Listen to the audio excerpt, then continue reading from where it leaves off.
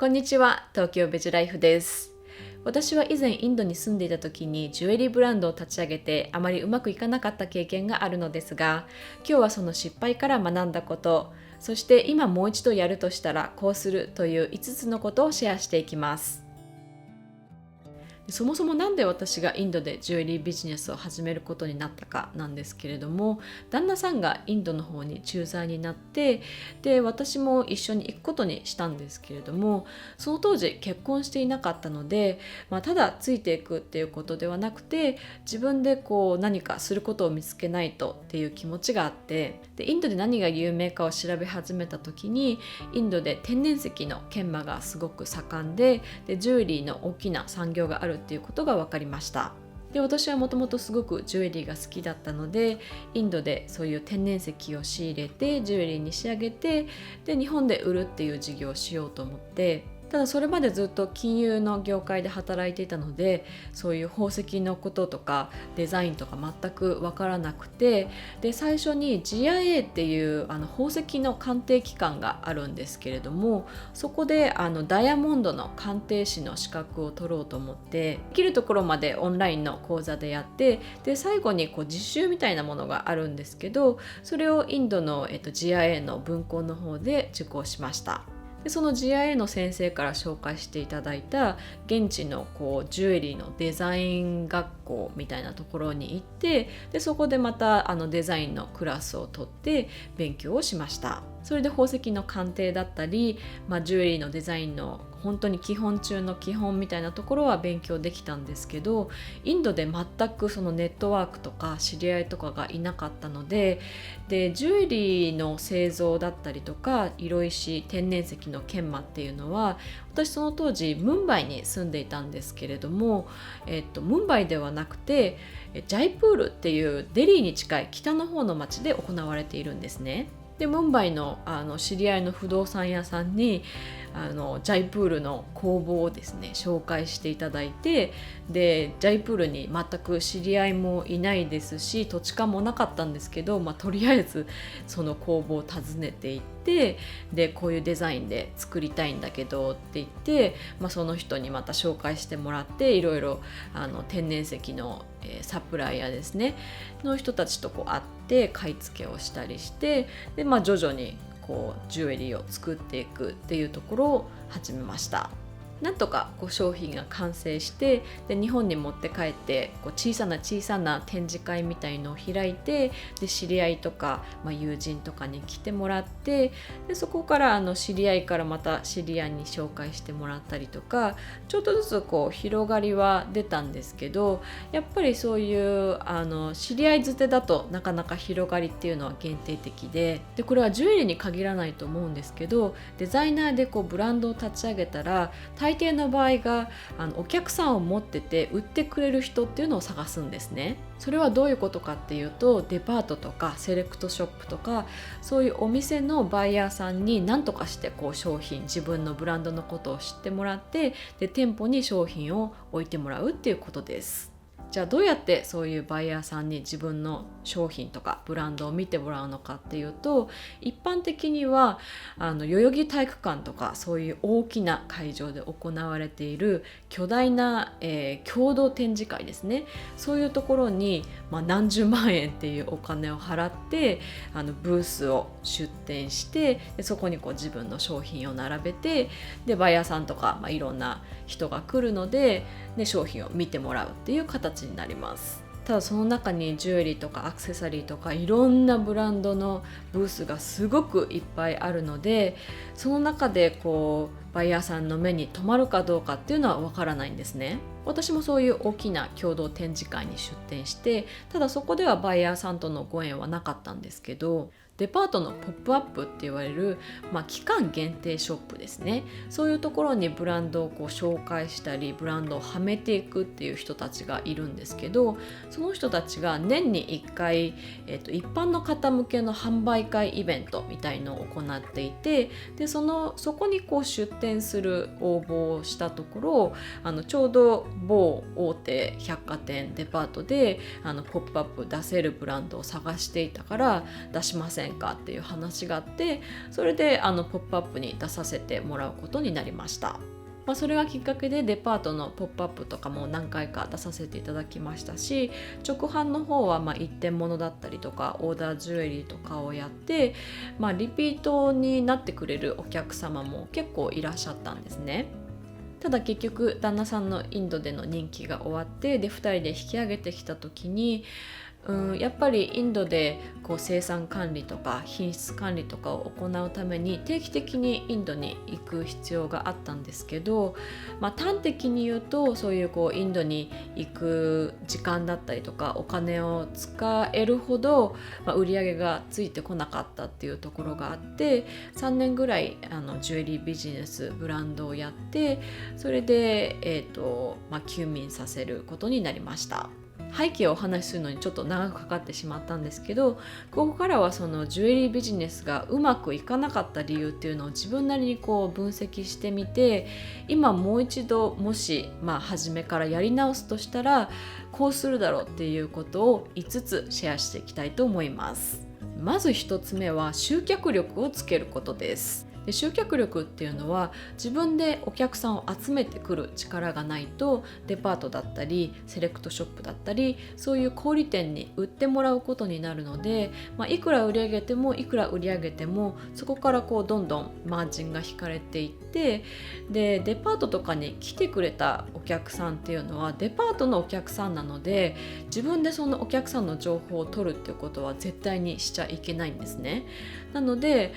お客さんの情報も全然蓄積されないんです。一緒に隣でポップアップをやっていたブランドさんとかすごく売り上げを上げていたんですけど、よく買っている人を見てるともう知り合いなんですよね。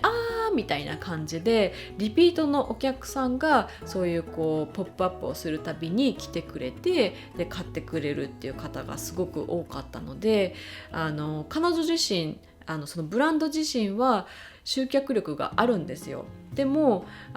その情報、お客さんの情報をそのブランドは全く持っていないんですね。デパートのお客さんなので。もしそのブランドがデパートではなくて自分でポップアップをどこかギャラリーとかスペースを借りてポップアップをやりたいと思っても、そういうお客さんに対してお知らせをすることもできなくて、なのでもうよっぽどすごいファンでそのブランドのホームページとか SNS とかを常にチェックしているとか、そういう人じゃない限りお客さんに来てもらうっていうことができなくて、結局ずっと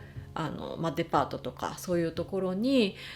頼って集客するっていうことになってしまうんです。で、あとこれはデパートにもよると思うんですけど、私の経験から言うとデパートの人は本当に、基本的にすごく偉そうで、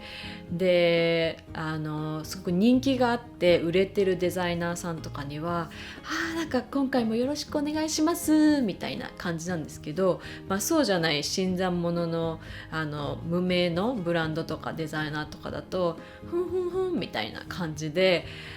すごい不親切ですし、そのポップアップとか毎週のように違うブランドを出してるのにマニュアルとかも全然ないし、やり方とかも統一されていないんですね。なのでこの人がこうしなさいって言ったからそういう風にやってるのに違う人が来て何やってるんだみたいな怒られたり、すごい不必要な嫌味をすごく言われたりとか、とにかくあんまりいい経験がなくて、デパートの人たちと。だからもしまたもう一度自分でやるとしたら、自分の大切な商品をそういう人たちに頼って売りたくないなっていう気持ちはすごいあります。なのでもしジュエリービジネスをまた初めからやり直すことができるとしたら、自分でしっかりと集客力をつけるようにして、そういった小売店に頼らないようなモデルを追求していくと思います。じゃあどうやってそういう集客力をつけていくかなんですけれども、それが今だったらこうするっていう2つ目のポイントで、デザインよりも世界観を大事にするということです。ジュエリーとかアクセサリーのブランドって本当に星の数ほどあるので、その中でお客様に選んでもらって買ってもらうっていうのはデザイン性だけだと結構難しいと思います。それは何でかっていうと、今は例えばプラダみたいなもうトップブランドですよね。そういうところがファッションショーをして、でその直後に H&M みたいなファストファッションのところが同じようなデザインで服をもうすぐ販売してしまうみたいな、そういう時代なので、そういうトップブランドでさえそういうことが防げないのに、個人でやってるようなデザイナーブランドが他のブランドに商品を真似されるというかデザインを真似されるっていうことをされても、正直何もできないんですね。でそういう似たような商品がいっぱいあった時に、もしかして自分のブランドの商品がオリジナルでも他のブランドの方がちょっと安く売ってるかもしれない。でそういう時にお客さんが